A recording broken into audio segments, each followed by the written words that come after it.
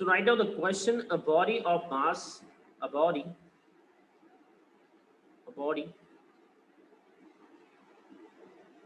of mass. देखो mass it is given to, that is 0.2 kg, 0.2 kg, performs, क्या perform कर रहा है,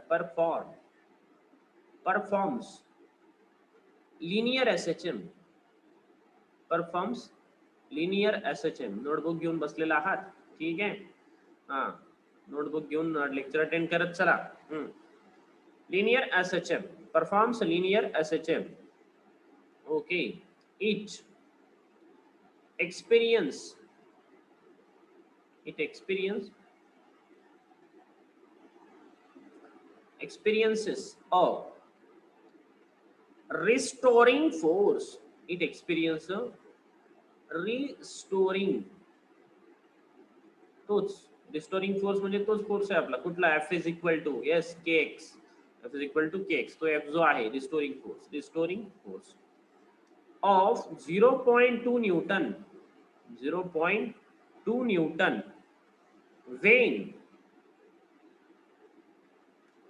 its displacement, when its displacement from the mean position. बघा शब्दाकडे लक्ष द्या, आता इथे हेच वर्डिंग येणार आहे. displacement from the mean position, displacement from the mean position is 4 centimeter, is 4 centimeter, full stop. Determine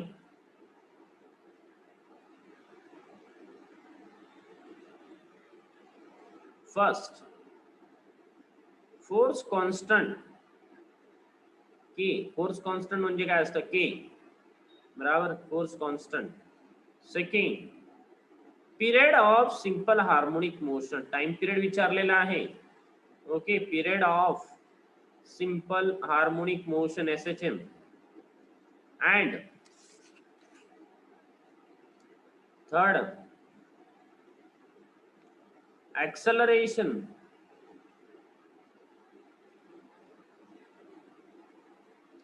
of the body, acceleration of the body when its displacement,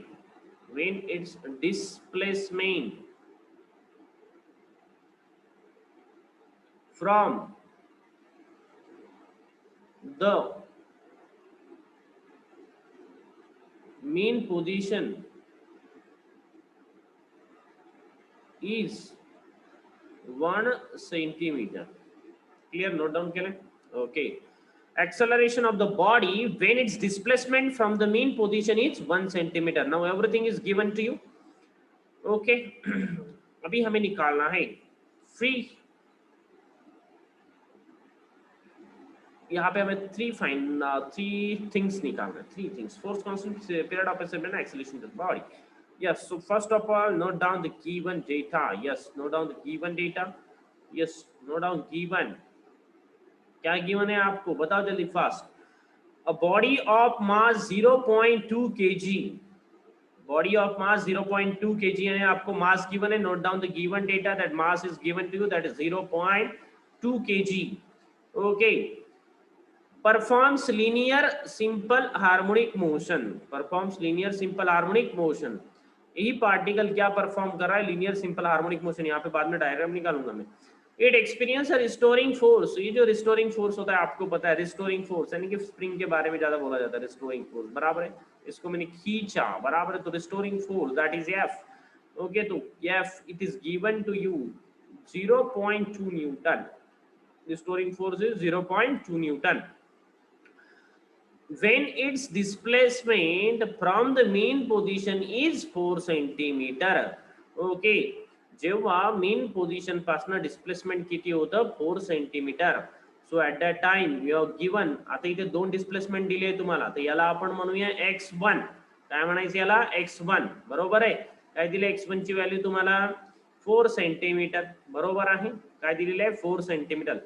when a displacement from the mean position is हे नाही दिलेलं आहे की right hand साइडला आहे की left hand साइडला आहे, दिलेलं आहे की मेन्शन केलं आहे on right extreme on left extreme असं काही म्हटलेलं नाहीये.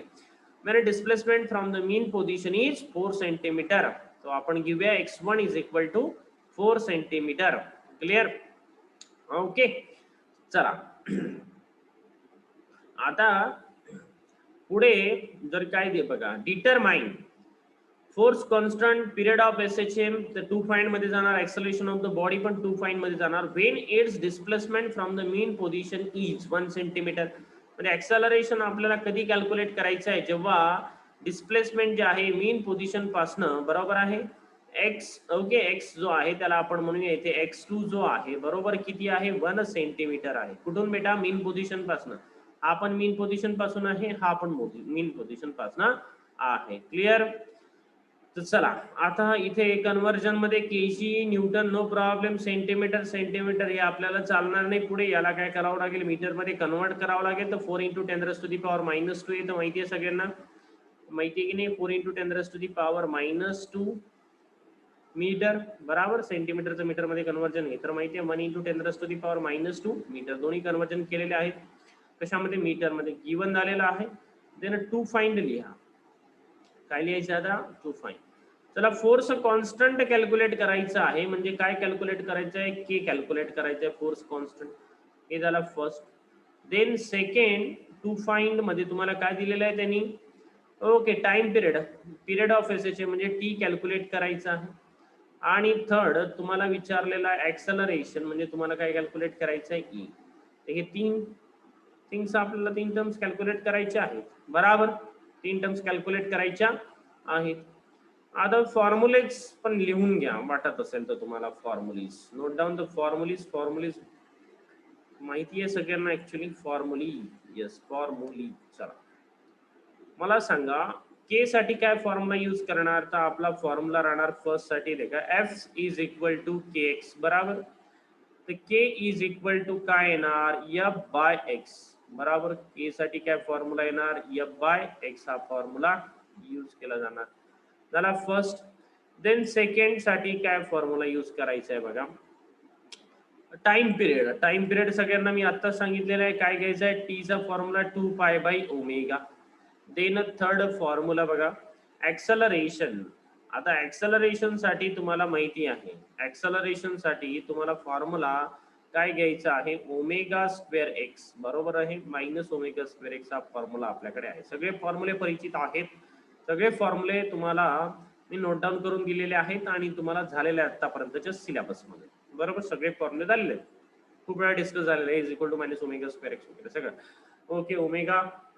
ओमेगा कॅल्क्युलेट करायचा असेल इथून, तो पण मी तुम्हाला सांगतो. ओमेगा इज इक्वल टू काय असतं? √k/m असतो ओमेगा बरोबर. √k/m असतो. हे पण आपले फॉर्म्युले झालेले आहे. येस चार्ट सेक्शन मध्ये F is equal to -k/j काही गरज नाही.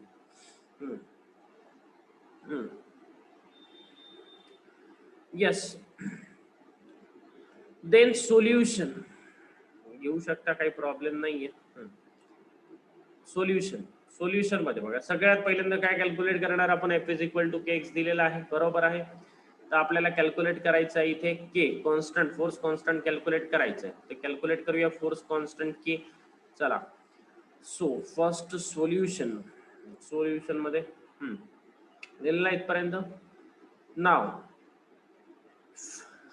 फोर्स कॉन्स्टंट के कॅल्क्युलेट करायचा आहे, तो के चा फॉर्म्युला आहे F/X बरोबर. F/X. चला कधी दिलेला आहे हा के कॅल्क्युलेट करायचा होता? It experience restoring force of 0.2 newton बराबर. It experience 0.2 newton force when its displacement from the mean position 4 centimetre. म्हणजे इथे एक्स पुट करते वेळी तुम्ही काय पुट करणार आहात? 4 सेंटीमीटर. असं एक कॉन्स्टंट फाइंड आउट करायचं, त्यामुळे मायनस तर कुठला रोल प्ले करणार नाही. जर फोर्स कॅल्क्युलेट करायचा असता किंवा आपल्याला डिस्प्लेसमेंट कॅल्क्युलेट करायचं असतं तर मायनसनी रोल प्ले केलेला असता. आपल्याला कॅल्क्युलेट करायचं आहे के बरोबर, त्यामुळे के कॉन्स्टंट कॅल्क्युलेट करायचं, तिथे मायनस रोल प्ले करणार नाही. जर आपल्याला विचारला असता फोर्स, तर फोर्स माहिती आहे तुम्हाला, हा मायनस म्हणजे काय असणार? लेफ्ट हँड साइडचा फोर्स बरोबर आहे. बरोबर आहे, म्हणजे राईट हँड साइड मीन पोझिशन पासून तुम्हाला माहिती आहे force is always directed toward the mean position. Force नेहमी कसा असणार मीन पोझिशन कडेच ओके असणार आहे. मग निगेटिव्ह असतो नेहमी. तो डिपेंड आहे एक्सच्या डायरेक्शन वर सुद्धा डिपेंड करतो बरोबर.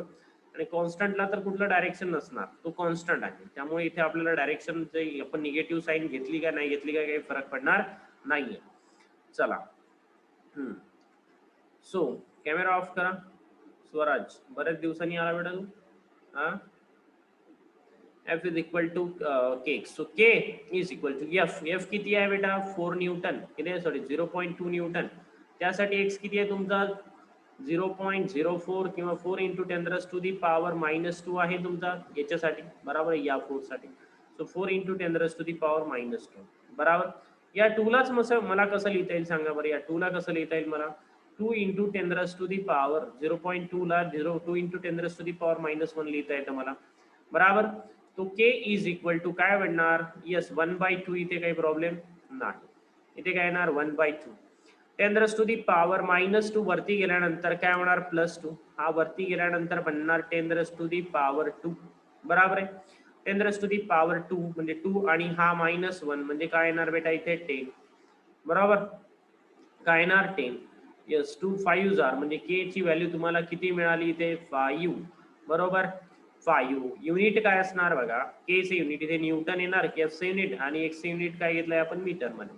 So newton per metre. चला कॉन्स्टंट भेटला तुम्हाला constant K is equal to 5 newton per metre. 5 newton per metre. K is equal to 5 newton per metre मिळालेला आहे तुम्हाला.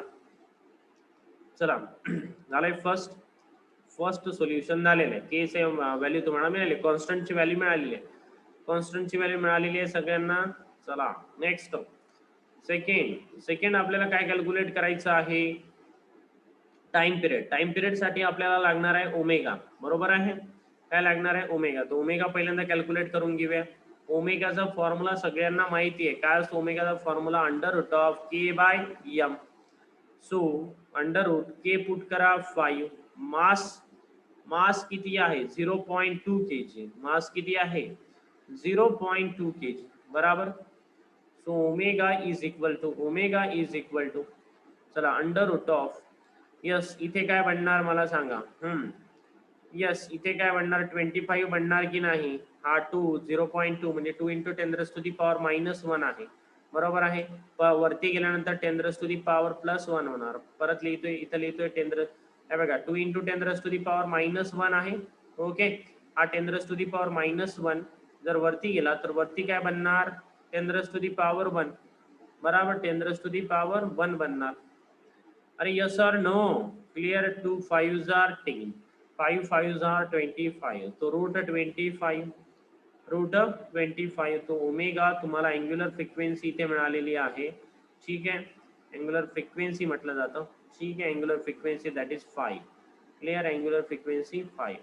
तर युनिट काय द्यायचं हा प्रश्न आहे. इथे सुद्धा युनिट तुम्ही आता फ्रिक्वेन्सी जरी असलं तर हार्ड पर सेकंद म्हणणार नाही आपण सध्या तरी याला ओमेगाला रॅड पर सेकंद युनिट देऊन द्या ठीक आहे सध्यासाठी. RAD per second clear okay. तशी ती अँग्युलर फ्रिक्वेन्सी ऍक्च्युअली युनिट देऊन द्या लागेल तर omega is equal to 5 rad per second. Now next आता यामध्ये टी इज इक्वल टू 2π/ओमेगा पुट करून द्या बरोबर. या फॉर्म्युल्यामध्ये टी इज इक्वल टू 2π बराबर.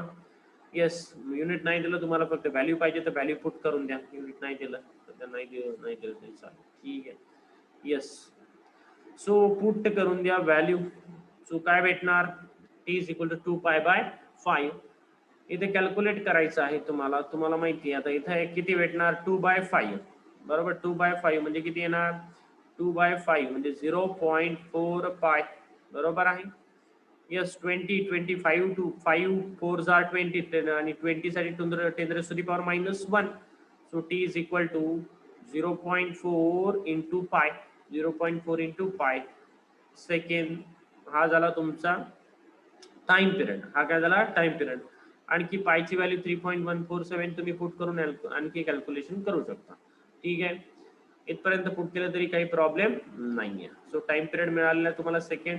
आता ऍक्सलरेशन बघा. ऍक्सलरेशन करू इरेज एखादं त्यामधलं एखादं इरेज करावं लागेल. केलंय नोट डाऊन सगळ्यांनी?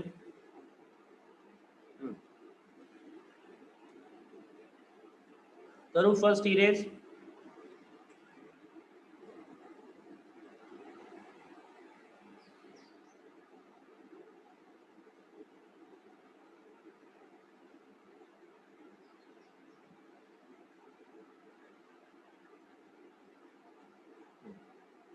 नेक्स्ट आपल्याला विचारलेला आहे ऍक्सेलरेशन.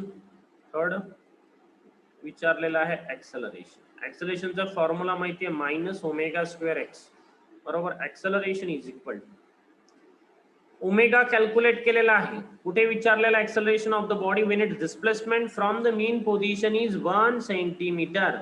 राईट हँड साइडला लेफ्ट हँड साइडला काही दिलेलं नाहीये, त्यामुळे ऍज इट इज म्हणजे याला जनरली मॉड टाकून व्हॅल्यू घ्यायची, ऍज इट इज फक्त व्हॅल्यू पुट करायची.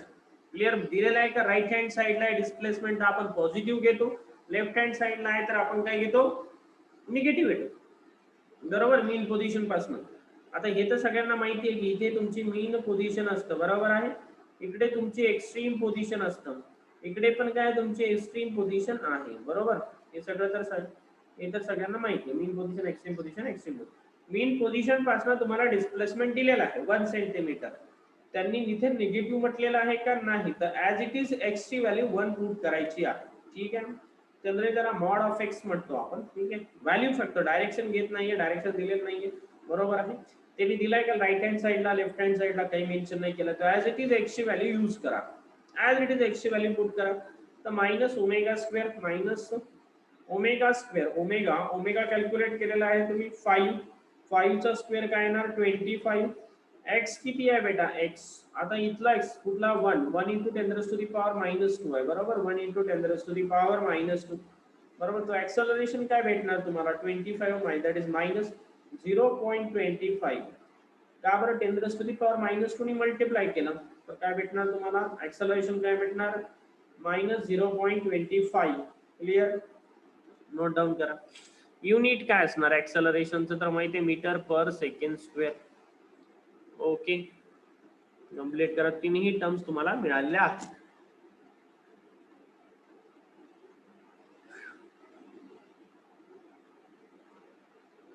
यस, चला नेक्स्ट क्वेश्चन. कंप्लीटेड यस और नो, यस और नो, कंप्लीटेड और नॉट. हाँ थांबा. Yes Isha, attendance, attendance fast. Okay, then Lochan, Lochan, Lochan, please put your video on. Video on करा Lochan. Let me see are you attentive और not. Pratik, Pratik. Yes sir 1 minute. Yes sir 1 minute. Rasika, yes sir. Saloni presenty द्या. Yes sir. साथी presenty, साठी. Sonam, yes sir. Swaraj,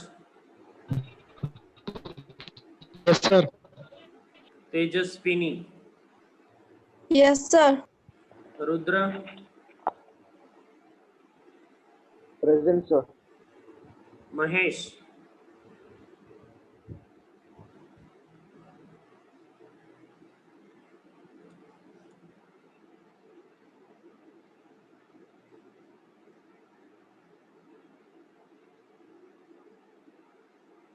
Mahesh, Mahesh,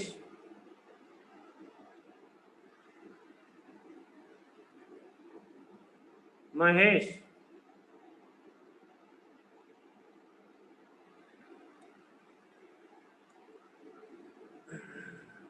So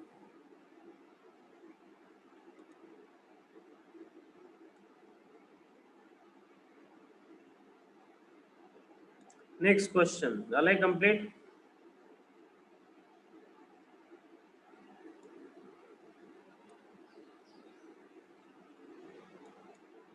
note down next question. आता तुम्ही differential equation पण learn केलेलं आहे. डिफरन्शियल इक्वेशन माहिती आहे ना सगळ्यांना. सिंपल हार्मोनिक मोशनचं d2x by dt square plus omega square x is equal to 0. Okay, differential equation माहिती आहे सगळ्यांना, कालच सांगितलेलं आहे. d2x by dt square plus omega square x is equal to 0. या टॉपिक वरचा एक क्वेश्चन आता आपण घेतो आहे. Okay, so note down the question. In SI units,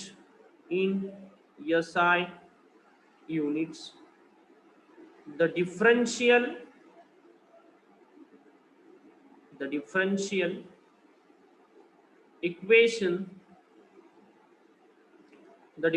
equation of an SHM is d2x by dt square is equal to minus 36x full stop. Find its frequency. Find its frequency म्हणजे काय असणार? Frequency angular नाही म्हटलंय ना, म्हणजे omega नाही येते, म्हणजे तुम्हाला फ्रिक्वेन्सी 1/t घ्यावा लागेल. Find its frequency and period. Find its frequency and period. Full stop.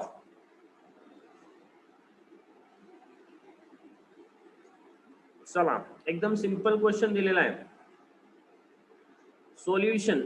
First of all, note down the given data. Given in SI unit, the differential equation of a simple harmonic motion is, the simple harmonic motion, yes, differential equation, it is d2x by dt square is equal to minus 36x. बरोबर, equation दिलेलं आहे, म्हणजेच काय होणार आहे, d2x by dt square minus 36, इकडे आल्यानंतर काय होणार, plus 36x is equal to 0. Okay, चला, काय फाइंड आउट करायचं आहे, टू फाइंड लिहून घ्या. बाकी तर काही गिवन डेटा नाही दिलेला, बरोबर, एवढंच दिलेलं. फाइंड इट्स फ्रिक्वेन्सी म्हणजे तुम्हाला 1/t कॅल्क्युलेट करायचं आहे फर्स्ट ऑफ ऑल, बरोबर आहे. आणि टाइम पिरियड, बरोबर आहे. तर पहिल्यांदा टाइम पिरियड कॅल्क्युलेट करणार आणि नंतर 1/t करणार. तो पहिल्यांदा आपल्याला याला रिव्हर्स करायचं आहे, reverse given data. Time period नंतर फ्रिक्वेन्सीज इझिली कॅल्क्युलेट करू शकतो आपण. तर पहिल्यांदा टाइम पिरियड कॅल्क्युलेट करूया, बरोबर, आणि नंतर 1/t म्हणजे फ्रिक्वेन्सी कॅल्क्युलेट करूया. Then solution. चला, सोल्युशन मध्ये काय करता, कंपेअरिंग करता दोन इक्वेशन सोबत. दोन्ही इक्वेशन तुम्हाला माहिती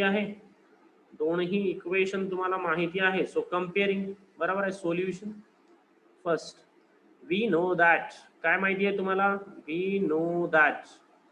चला, काय माहिती आहे, yes, d2x by dt square plus omega square x plus omega square x is equal to 0. हे आहे तुमचं, ओके, स्टँडर्ड इक्वेशन जे तुम्ही डिराइव्ह केलेलं आहे, कालच डिराइव्ह केलेलं आहे. d2x by dt square plus omega square x is equal to 0. Equation number 1, बरोबर. आता जे तुम्हाला माहिती आहे ते लिहून टाका, बरोबर, जे पण माहिती आहे तुम्हाला. सो हियर काय दिलंय तुम्हाला, d2x by dt square plus 36x is equal to 0. Equation number 2. So by comparing 1 and 2, yes, by comparing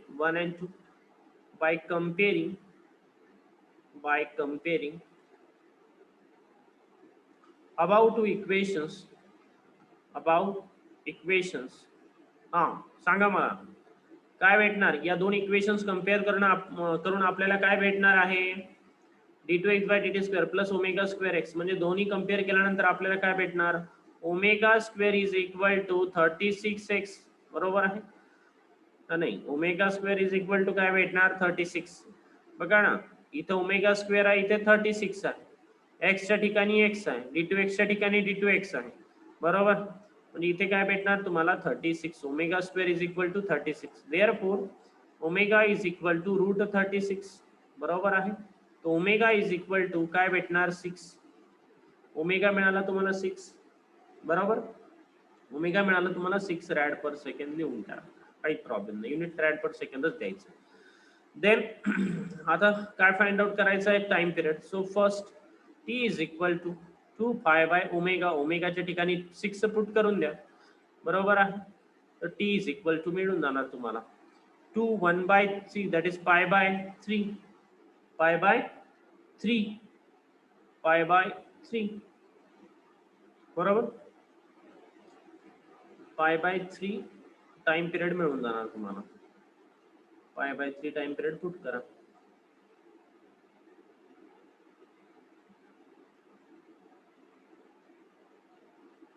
करता येईल. जर कॅल्क्युलेट करतो म्हटलं तर पायच्या ठिकाणी काय येणार चला कॅल्क्युलेट करा. पायच्या ठिकाणी 3.142 डिवायडेड बाय 3 केला तर तुम्हाला आन्सर मिळणार 1.05 सेकंड बरोबर आहे. टाइम पिरियड भेटणार. कॅल्क्युलेशन जर तुम्ही करत असाल तर कॅल्क्युलेशन करा. सिंपल डिव्हिजन आहे.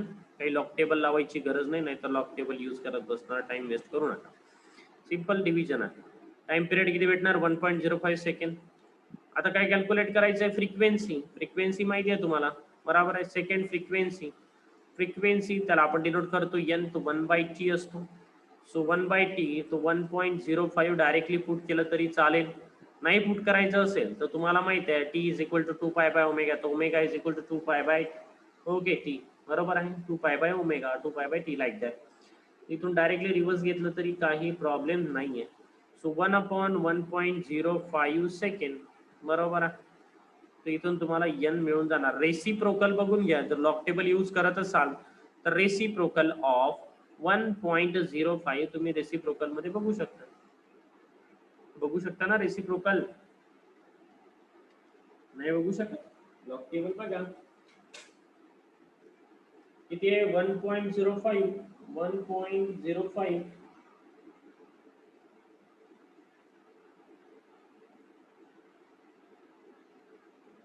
यस कुठे बघणार 1.0 ला 5 मध्ये बघा 1.0 ला 5 मध्ये बघा 9524 भेटतं आन्सर.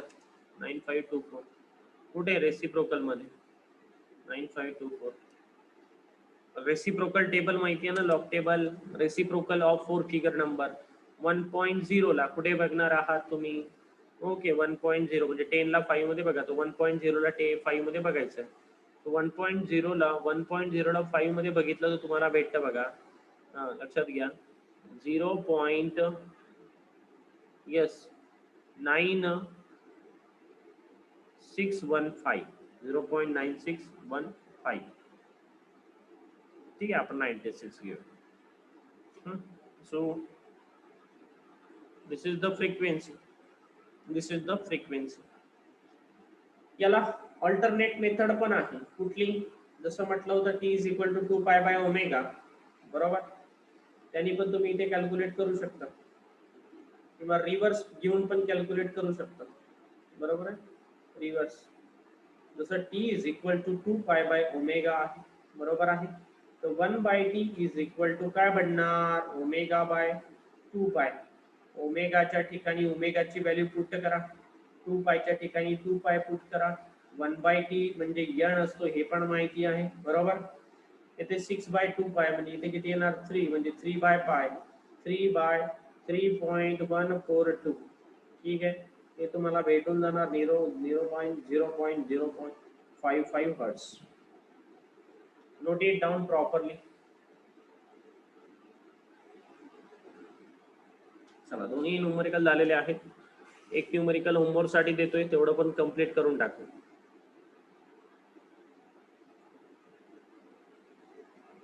झालेला आहे.